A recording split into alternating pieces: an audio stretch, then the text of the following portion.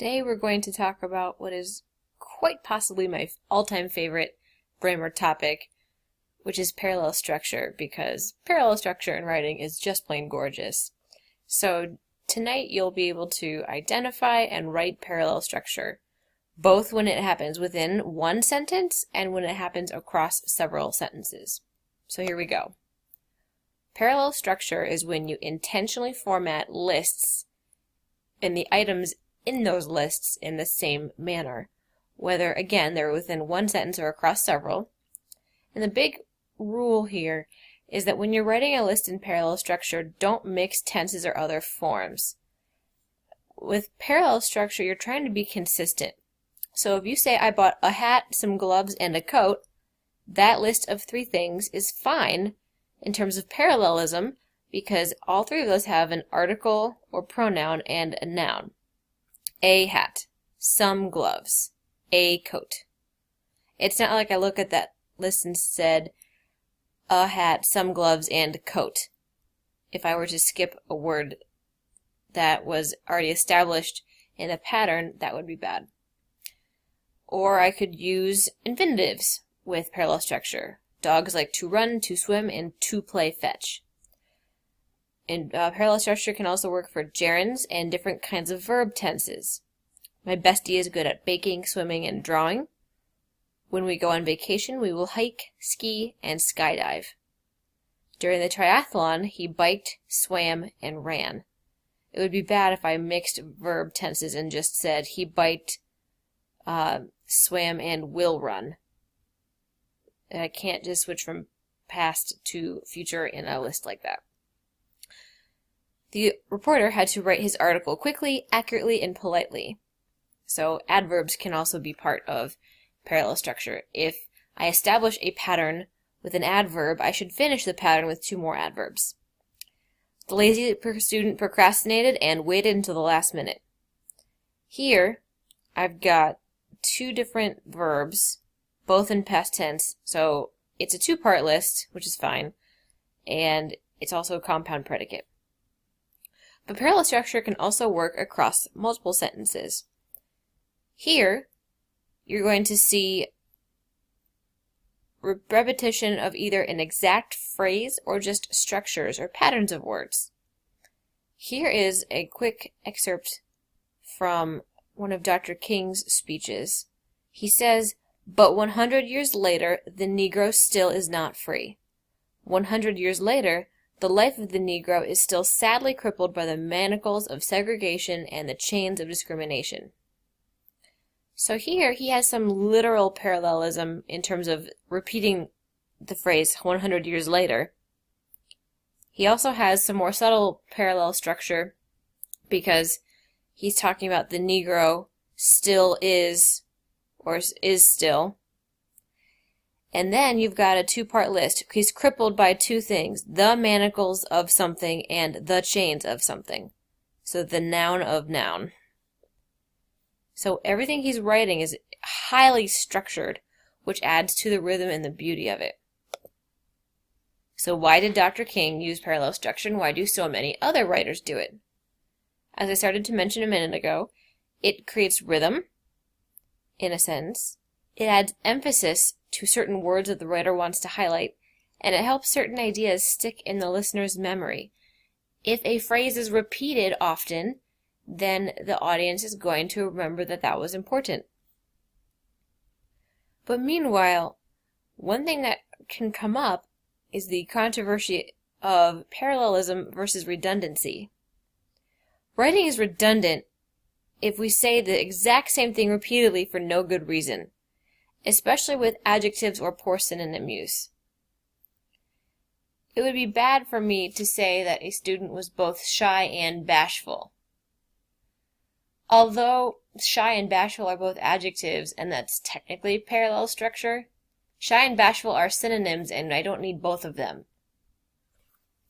But it's parallelism if we're being both consistent and we're being intentional about it, and there's a reason for that repetition.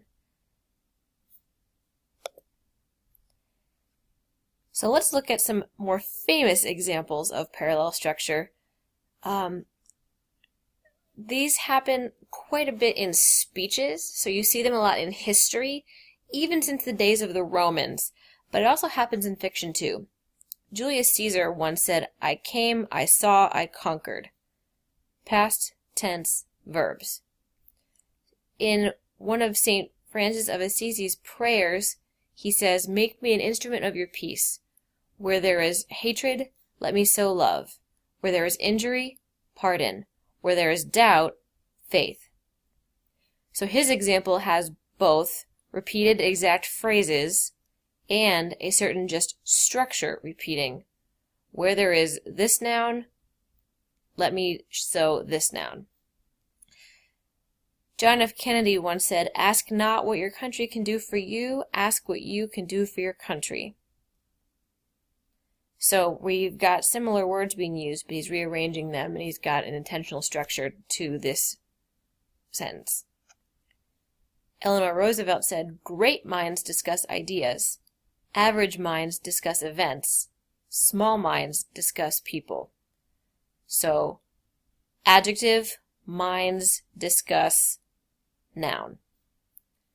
Charles Dickens wrote a famous opening line to one of his novels, and he just started off the novel by saying, "It was the best of times, it was the worst of times. It was the age of wisdom, it was the age of foolishness." And his sentence actually goes on, and he lists more and more things. In the Beatitudes, there's parallelism because Jesus Christ says, "Blessed are the something, for they will something." Like, "Blessed are the poor in spirit, for they shall see God," etc. Abraham Lincoln, in his Gettysburg Address, said, "And that government of the people, by the people, for the people, shall not perish from the earth." So he's emphasizing what democracy means. And although Abraham Lincoln started this pattern of presidents really using parallel structure, it's still happening today. This is not just a historical old school writing concept. Barack Obama and countless other politicians still use this all the time. In one speech he said, "My fellow citizens, I stand here today humbled by the task before us, grateful for the trust you have bestowed, mindful of the sacrifices borne by our ancestors." So here's a list of 3 things he feels: adjective 1, adjective 2, and adjective 3. And I won't read the whole thing word for word to you, but I want to show you a more extended example of what parallelism can look like. This is a chunk out of Dr. King's "I Have a Dream" speech, and his text is actually one of the most dense examples of parallelism that we have in contemporary writing. On one hand, he starts his pattern with a phrase that gets repeated, but he also uses parallelism in smaller bits as well, not just the phrase "I have a dream." It's all over his speech. He says that, "I have a dream that one day this nation will rise up and live out the true meaning of its creed. We hold these truths to be self-evident, that all men are created equal." And he repeats that dream phrase more than once for emphasis. And that's important because Dr. King did not title his speech the "I Have a Dream" speech. The audience did later on, after the fact. The phrase I have a dream was so frequently repeated and so well received that that's what people remembered, and that's what it became famous for. So parallelism isn't just for the sake of being random or just for the sake of grammar. It's there to have an effect on the audience. So let's practice a little bit on a smaller scale. Tell me if these sentences correctly use parallel structure or not. Pause the video if you want to look at all 8 of them and think about it. But here are the answers.